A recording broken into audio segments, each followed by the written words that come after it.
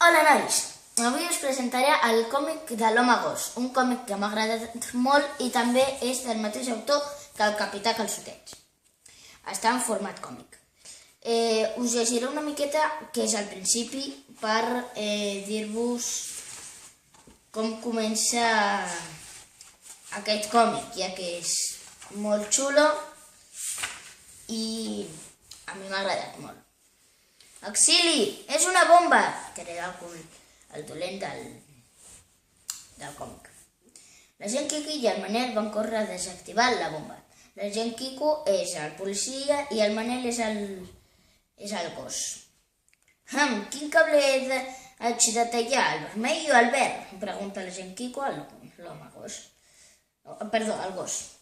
Brrr, molt bé, el verd. I llavors, patabarrum! Explota la bomba. Ostres, no recordava que els gossos no veuen els colors com nosaltres. Això ho diu la gent al gos. Uiu. A l'hospital, al cap d'un moment.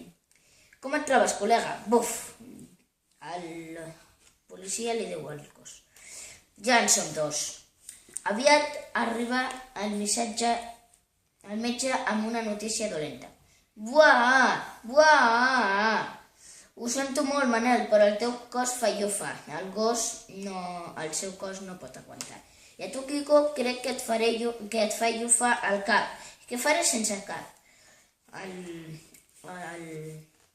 policia li fa llufa al cap, que no pot també. Però quan tot semblava perdut... Ei! I si posem el cap del Manel al cos del poli? Molt bona idea, infermera! Ets genial! Visca! Van fer una operació delicada. El metge va tallar el cap del gos i el va cosir al cos del poli.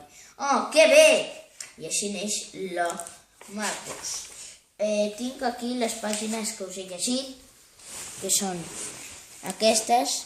Aquest és el gat, el dolent, la gent Quico i el gos Manel, i totes aquestes són les pàgines.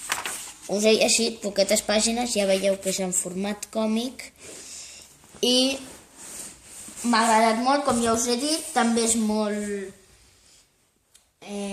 bonic i molt graciós. Adeu.